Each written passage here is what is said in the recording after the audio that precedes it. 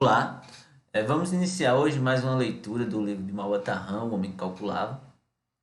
Hoje vamos tratar do capítulo 6.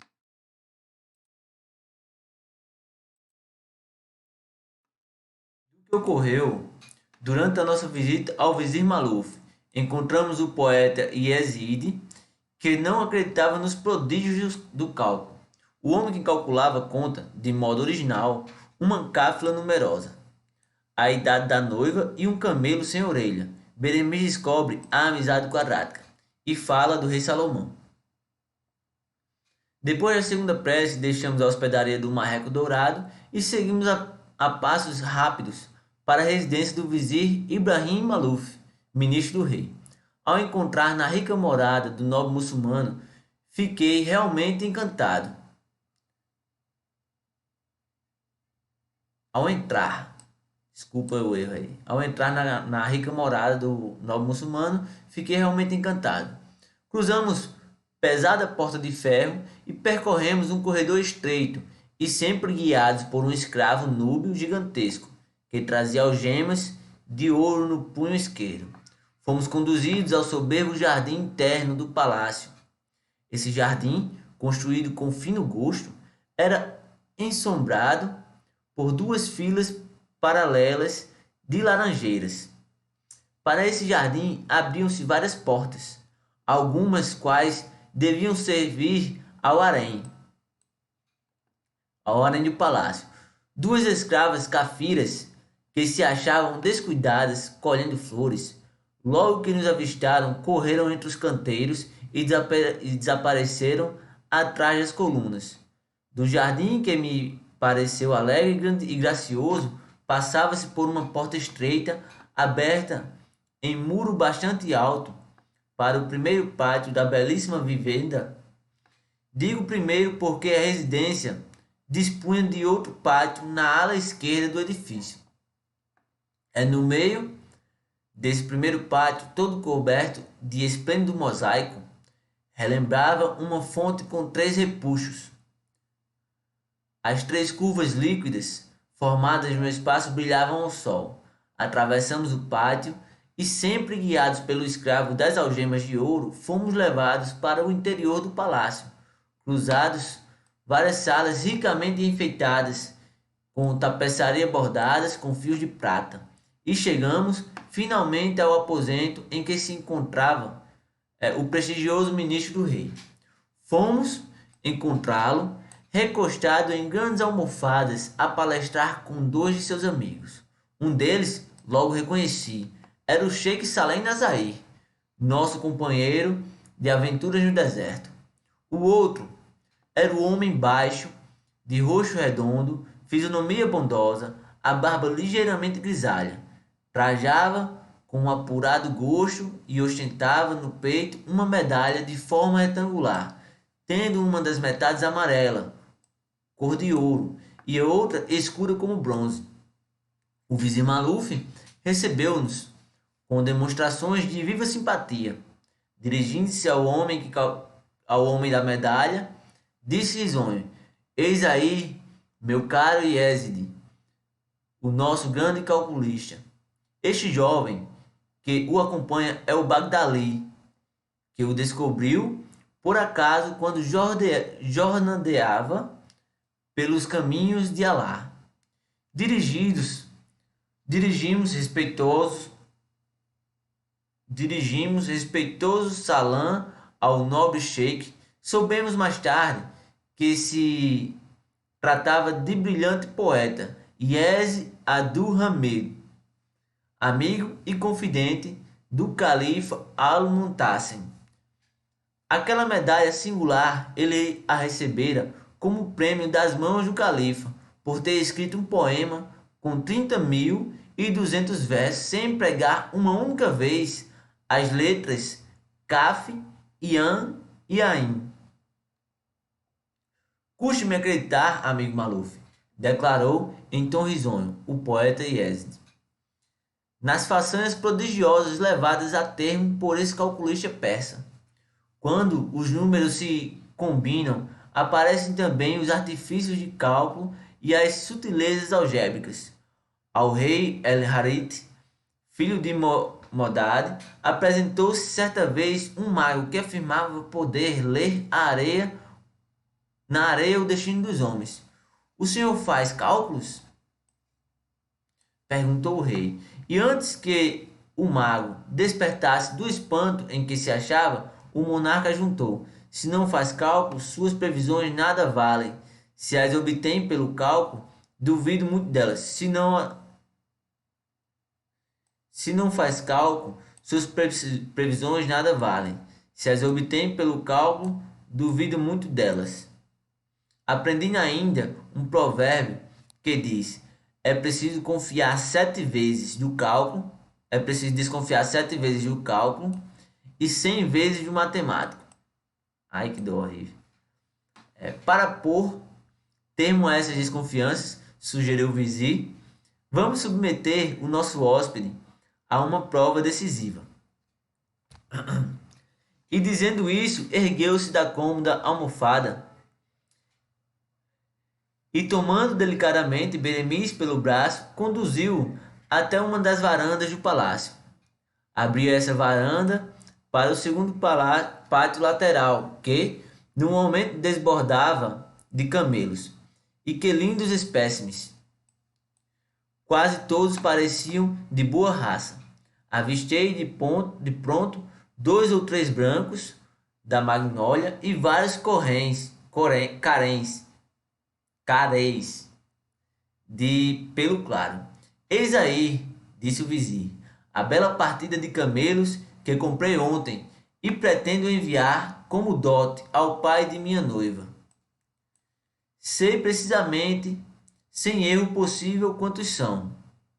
E o vizir, para tornar mais interessante a prova, enunciou em segredo ao ouvido de seu amigo Yazid, o poeta, o número total das alimárias, que agora, prosseguiu voltando-se ao Beremiz, que eu quero agora que o nosso calculista diga quantos camelos se acham no pátio diante de nós. Fiquei apreensivo com o caso. Os camelos eram numerosos e confundiam-se no meio da agitação Nesse livro tem que ter outro hífen aqui desse outro lado.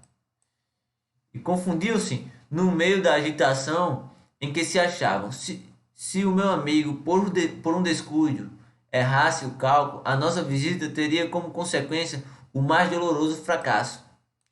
Depois de correr os olhos pela irrequieta cáfila, o inteligente Beremiz disse: Senhor vizir, quero crer que se encontram agora, neste pátio, 257 camelos. É isso mesmo, afirmou o vizir. Acertou o total, é realmente esse, 257. Calimete Wallah. Não sei, tem aqui diz aqui, ó. E como chegou a esse resultado tão depressa e com tanta precisão? Indagou com indisfarçável curiosidade o poeta Yazid. Muito simplesmente, explicou Beremiz, contar os camelos um por um seria, ao meu ver, tarefa sem interesse, do valor do bagatela. Quero tornar mais interessante o problema. Procedi da seguinte forma: contei primeiro todas as pernas, em seguida as orelhas. Achei desse modo um total de 1541.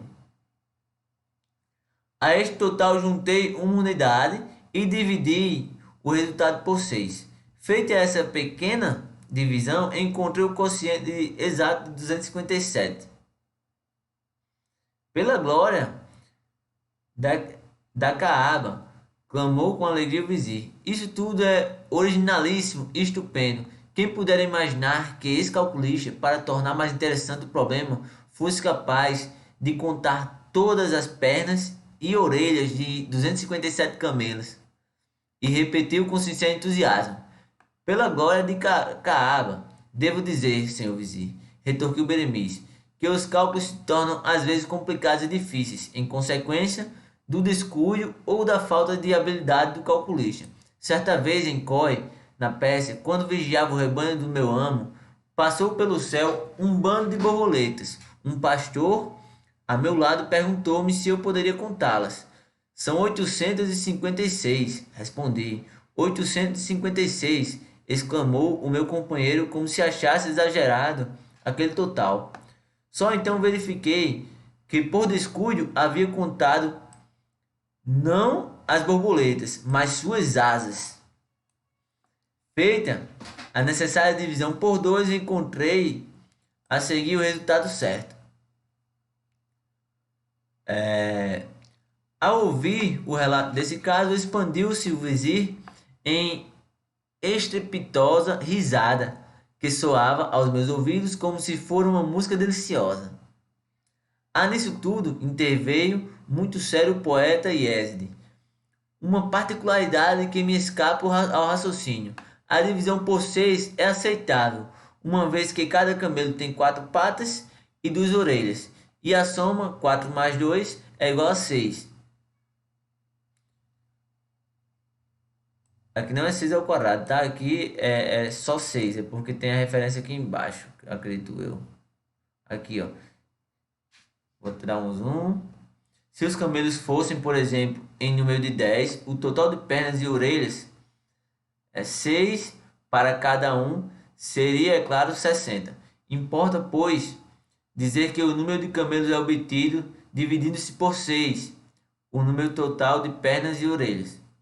Enfim, ele não é 6 ao quadrado. Só para deixar claro. Não compreendo, porém, a razão que o levou a juntar 1 ao total antes de dividi-lo por 6. Nada mais simples, acudiu logo Beremiz. Ao contar as orelhas, notei que um dos camelos era defeituoso, só tinha uma orelha. Para que a conta ficasse certa, era preciso acrescentar 1 ao total obtido. E voltando-se para o vizir, perguntou: seria indiscrição ou imprudência da minha parte perguntar-vos ao vizir qual a idade daquela que tem a ventura de ser vossa noiva? De modo algum, respondeu risonho o ministro. Astir tem 16 anos. E acrescentou, sublinhando as palavras com um ligeiro tom de desconfiança.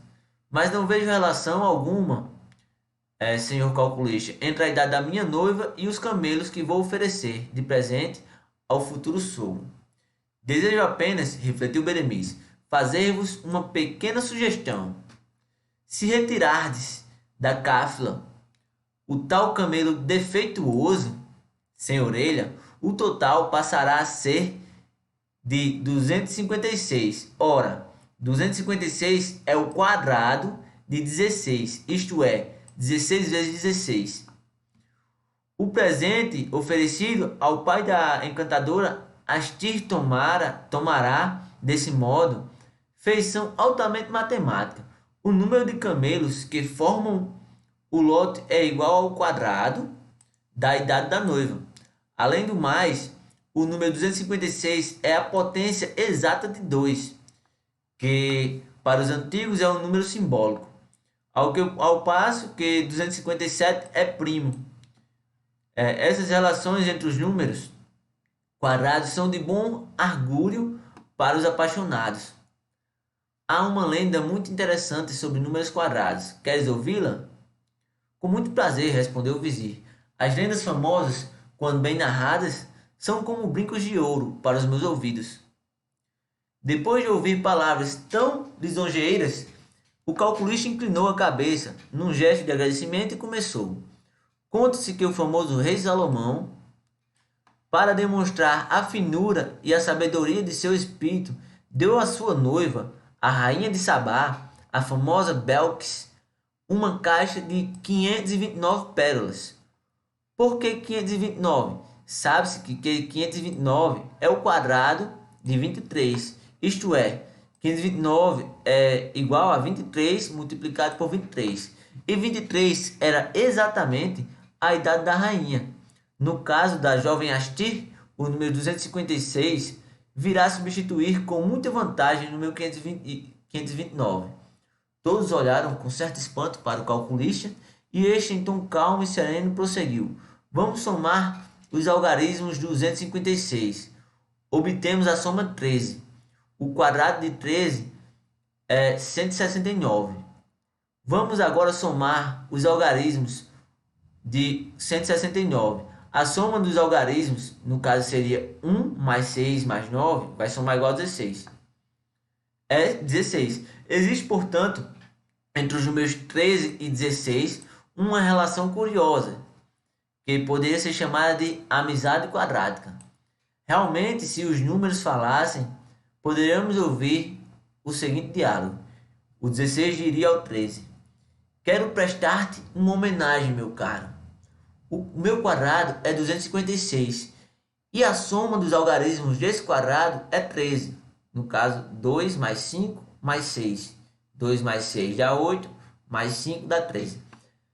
O 13 responderia: agradeço a tua gentileza, meu amigo, e quero retribuí-la na mesma moeda. O meu quadrado é 169 e a soma dos algarismos desse quadrado é 16. Parece-me que justifiquei cabalmente a preferência que deve ser dada ao número 256, que excede por suas singularidades o número 257.